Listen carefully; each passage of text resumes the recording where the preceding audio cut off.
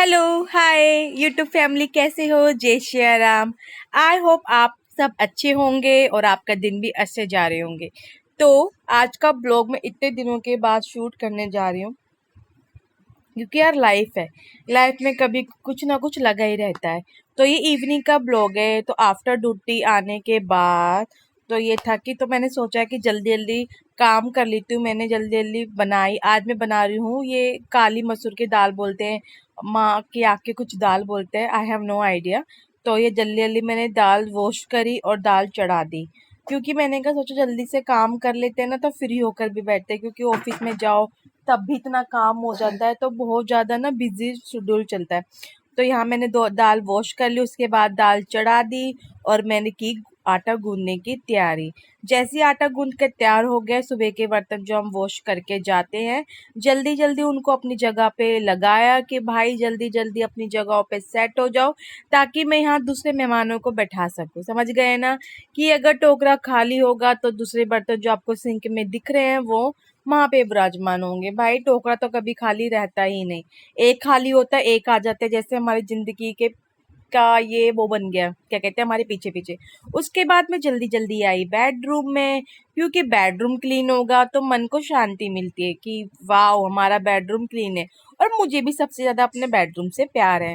तो जल्दी जल्दी मैं आई, क्लीन किया अपना बेडरूम, सुंदर सी चादर बिछाई, ब्लैंकेट लगाया, क्योंकि क्या कहते हैं ना, वाइब्स आती है। आपको अपना बेडरूम देख के ना मजा सा आ जाता है कि वाओ क्या बेडरूम है। बेडरूम सुंदर होता है तो उसमें बैठने का मन भी करता है, लेटने का भी मन करता है। और बेडरूम एक ऐसी जगह है जहां आप रेस्ट लेते हो, अपने दिन भर की थकान निकालते हो। अगर वही गंदा पड़ा रहेगा तो आपका मन नहीं करेगा। जल्दी जल्दी बैठ, आप सब कह रहे होंगे, सोच रहे होंगे कि सब कहाँ गए। एक्चुअली नव्या पढ़ रही थी और क्या ना थी डे केयर में, क्योंकि वो सो गई थी। तभी तो मैंने, हस्बैंड अभी आए नहीं थे, तभी तो मैंने जल्दी जल्दी सोचा कि चलो जल्दी जल्दी खाना बना लेते हैं, क्योंकि यार फैमिली के लिए टाइम ही नहीं मिलता।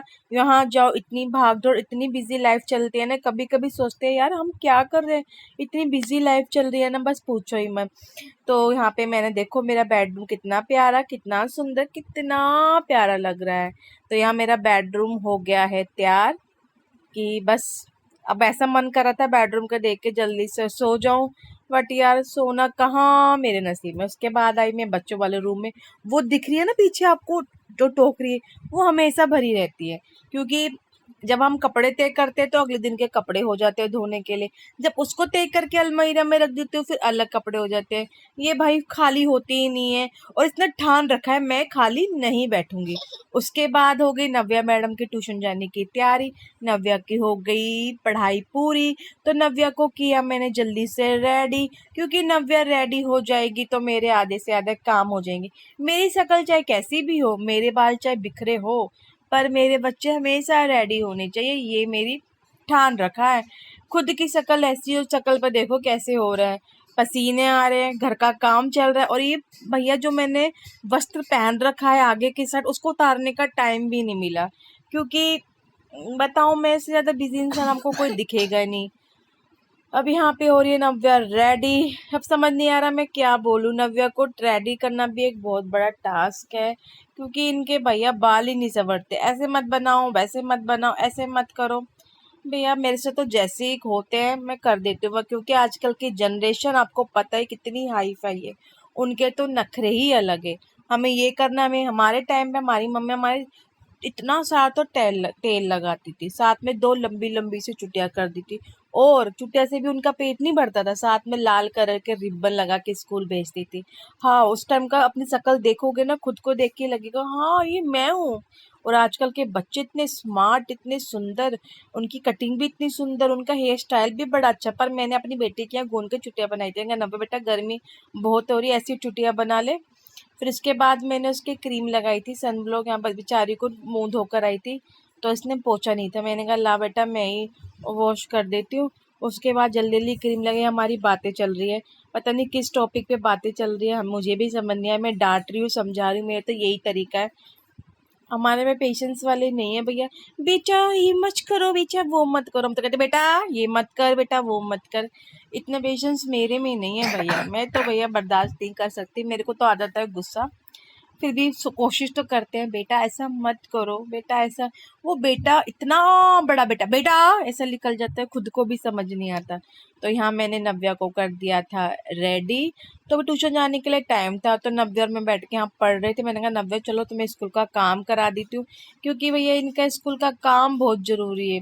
खुद चाहे पढ़ाई की हो ना की हो, इनको पढ़ाना बहुत जरूरी है। क्योंकि आई टाइम इनकी मैडम का फोन है, मैम आपके बच्चे ने ये किया, मैम आपके बच्चे ने ये किया।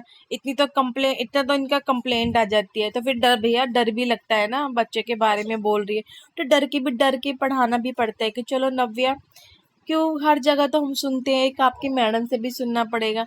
सुनने के डर से बचने के लिए तो पढ़ा रही हूँ मैं मैडम जी को, कि इसकी मैडम मुझे ना सुनाए, क्योंकि है 1 तारीख को पीटीएम, और पीटीएम में कुछ ना कुछ बोलेगी, बड़े बड़े बड़े बड़े, क्या आपके बच्चे ने ये नहीं किया, आपके बच्चे ने, क्योंकि इस उम्र में उन्हें एमबीबीएस बनाना है भाई, उन्हें वकील बनाना है, उन्हें पुलिस बनाना है, उन्हें 10th का सिलेबस उन्हें आज ही कराना है।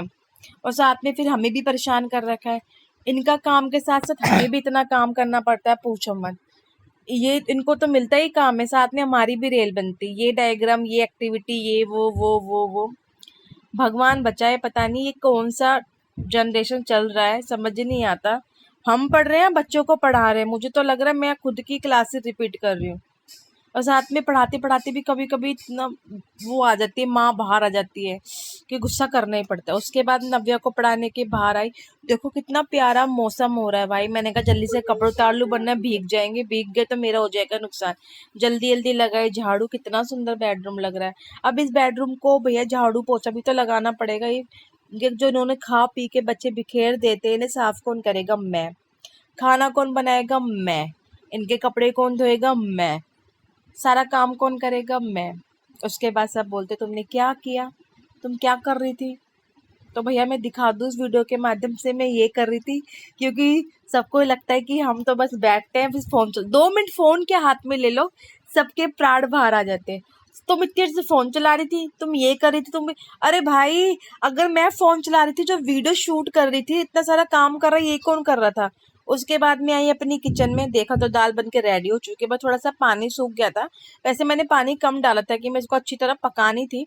उसके बाद मेरे पतिदेव भी आ चुके हैं। पतिदेव की जो फरमाइश है, जैसे ढाबा ओपन हुआ तो मेरे पतिदेव की फरमाइश आई कि जल्दी जल्दी से मेरे लिए चाय बना दो और गर्मा गर्म रोटी खिला दो और दाल बना दो। मैंने कहा चलो पतिदेव आ गए हैं तो उनकी फरमाइश को पूरा करीजिए, क्योंकि अभी वो ढाबा ओपन ही है। ढाबा रात को 10 बजे जाके क्लोज होता है। अभी मैं शूट कर रही हूँ ना, अभी मेरा ढाबा ओपन है, अभी भी जाएंगे ना, उसमें बहुत सारे बर्तन पड़े हुए हैं।